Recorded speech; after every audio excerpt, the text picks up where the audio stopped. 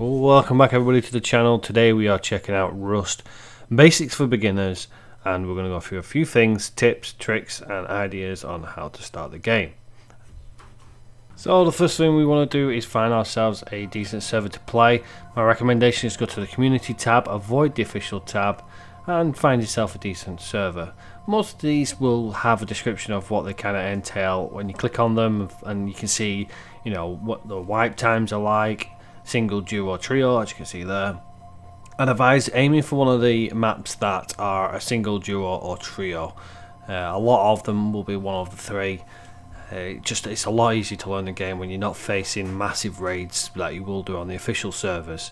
Official servers are a big no-no when you're a new player. It's just absolute chaos and you're just not going to enjoy the game and you're going to want to quit pretty early. That being said, it's still hard work on one of these servers. It's a little bit easier than it would be if you were playing on one of the official ones. So let's take a look what we need to do once we get into the game. So when you get into the game, you're asleep on a random kind of section of the island, always on the beach, and the first thing you need to do is hit a key and get started. One thing I will recommend, which obviously we're doing a guide today to cover doing it as a solo, but if you can do, try and learn the game with a friend, or try and at least get somebody on who knows what they're doing. Whether they do or don't, it's going to be a hell of a lot easier if there are two of you. So that aside, we're going to have a look at what we need to do solo. So the only thing you get is a rock and a little torch. You want to check out the map, see where you want to go. You want to have a good look at the map and see what the kind of layout is on the area you're at. When you die or when you come back into a game and respawn, you are randomly spawned on some part of the island. So reorientate yourself and then we're going to go wandering. Once we found somewhere that we want to go, we're going to head out and we're going to start looking for resources on our way out. The two main resources you're going to need straight away is stone and wood. Don't worry too much about metal or sulfur, because realistically that's only going to be later on that you're going to need it. You don't need it right now. Now what you can do with this rock is you can hit trees with it, and you get a little X that comes on as well. Hitting that X will slowly increase how much you get per hit. Now sometimes, this is technically still in like an alpha stage game, it does bug out a little bit, so sometimes it doesn't work. However, when it does work, it'll increase it so that you're earning sometimes 3 or 4 times more. Generally with the stone, I think it's if you start with like 3 and you can get it up to 6. With the hatchet you can get like 5 and you can get it up to 10, and it'll do like stuff like that. It gives you a lot more resources from the tree. So if a tree would normally give you like 200 wood, it'll give you 400 wood if you was to about 350 if you was to hit the X every time. And obviously when it goes down, it'll give you a chunk of wood anyway. So that's the first kind of tip to do, is aim for the X's on trees. Now we're going to have a look at what we need to do for stone.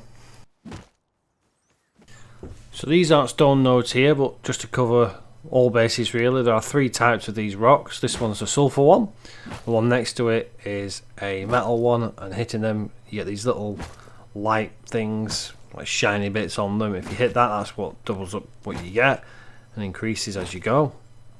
Obviously with a rock you don't get a massive amount. When you start using pickaxes you'll get more than what you do with the stone. Same again with trees, with hatchets and stuff like that. The better the gear, the more gear you get. And that's how it works. So these are the first 2 you get, and we'll have a look at what the stone one looks like as well. That's the metal one there. Same again on that one, exactly the same. You're getting the same markers. Just try and hit them. Sometimes the hitboxes are a bit messed up because obviously it's not quite right, but it's close enough and it gets you there. Best bet is to just jump on top of it and crouch down. It usually gets it a bit better there.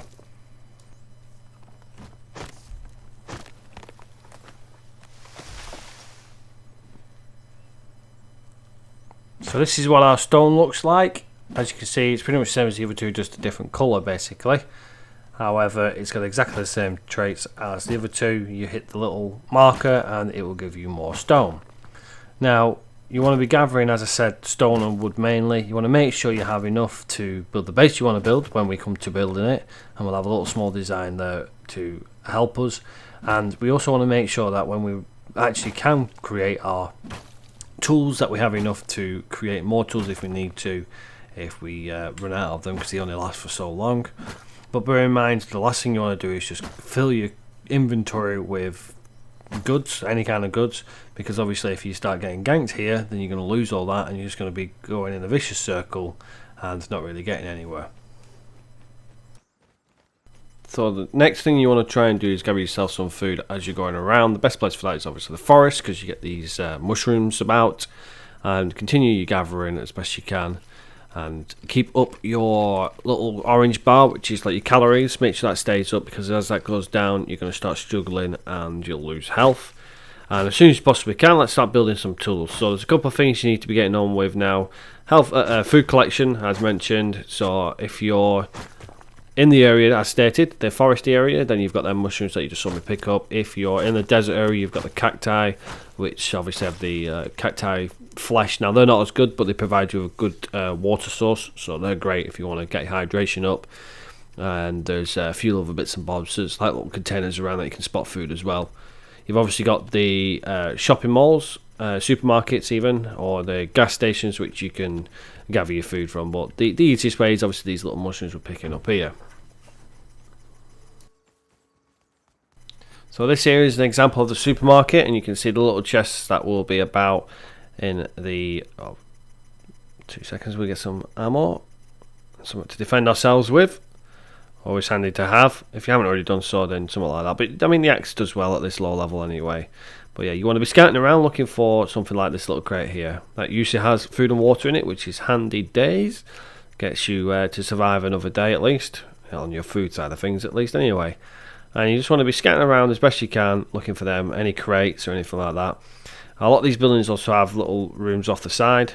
This one doesn't have one on that side, but it does on the other side. So if you want to get into it, it's usually got something like a crafting bench, repair bench, or something like that. Always useful to know where they are, because obviously you can use them when you're out and about doing some stuff. If you need to repair your tools or whatever, then it's always handy to know where they are.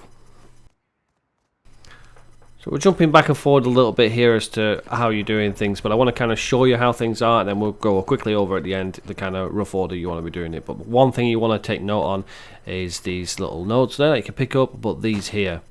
So these little containers here can be destroyed and you can gather loot out of them, and the kind of reddy coloured ones, the darker red ones that tend to have crude oil and fuel in them, which are really useful to have.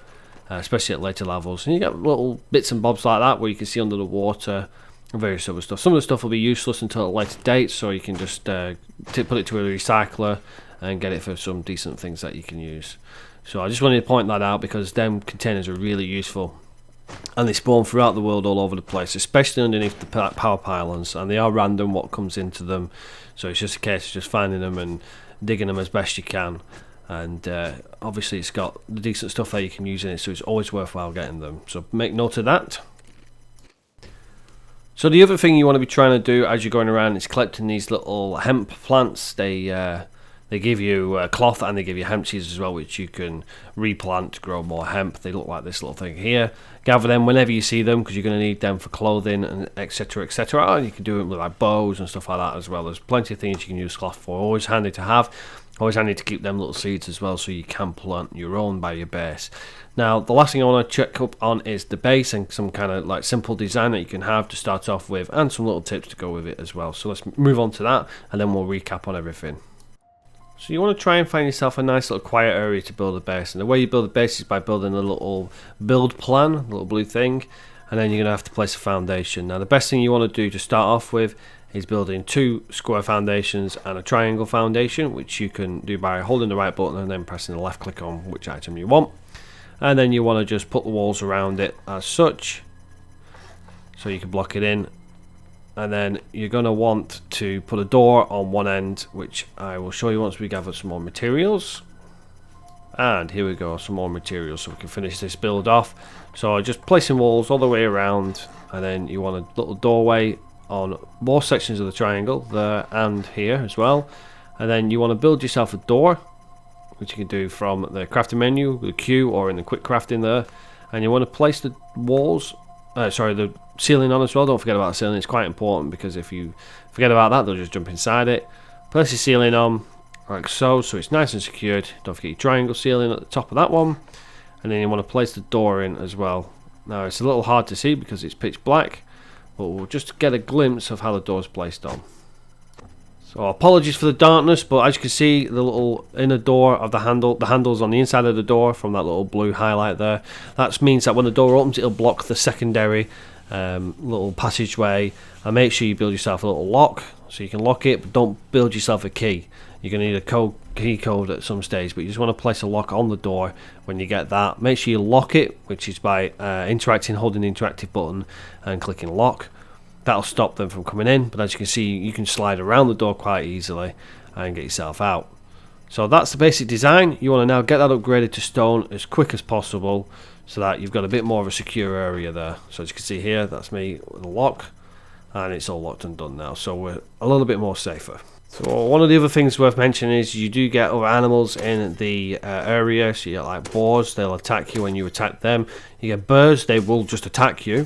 And then you get chickens, you get some like does, which will also attack you, stags or whatever you want to call them, and you get horses as well.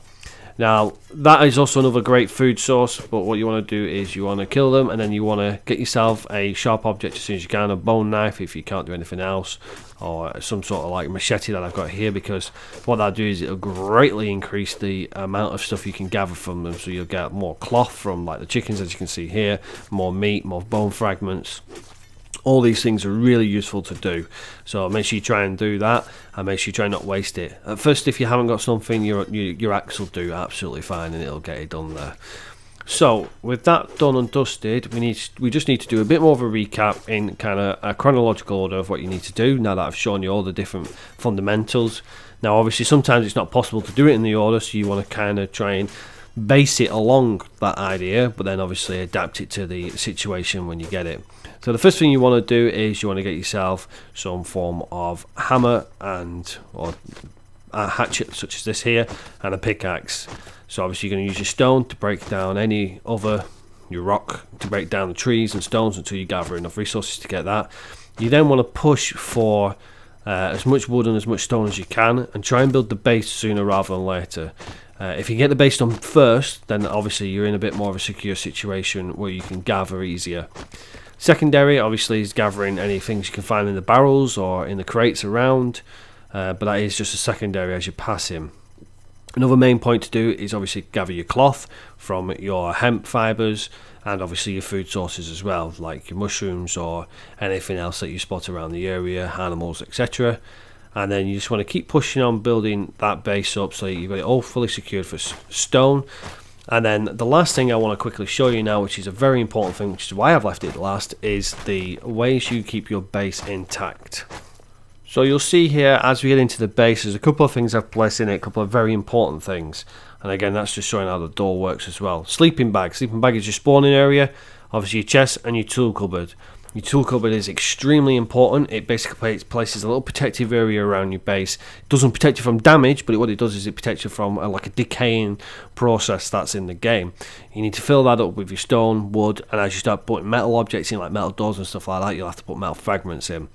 Try to avoid using anything metal at first, because obviously you need the furnace to create more metal, and it's just a lot harder to do if you haven't got the furnace already. So that's very, very important. Make sure you get that tool chest in. Make sure the enemy can't get to that tool chest, because if they empty it, that's it, your base is going to decay and it'll collapse.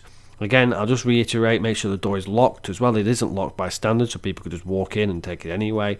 And obviously you've got your little crates there for your supplies. One last thing before we disappear on this little guide. You'll see things like attack helicopters flying around, all sorts of other stuff like that. Avoid them like the plague. The attack helicopter will attack you. There are NPCs in this game which will attack you. Avoid carrying a weapon in the little outpost, because it will automatically attack you and kill you. So it's one thing to avoid doing. It's also a good little safe haven, and it's got vending machines which you can buy things for scrap, which might help you along the way. So bear that in mind. Again, with the NPCs, they're very, very accurate, especially the ones that spawn around the little crates and stuff like that. They do sometimes pop around there.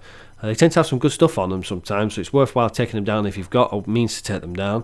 And their vision does work properly as well, so if you're stood behind them, you can sneak behind them quite nicely, and you can sometimes manage to take them out, or at least do a lot of damage to them before they take shots off you.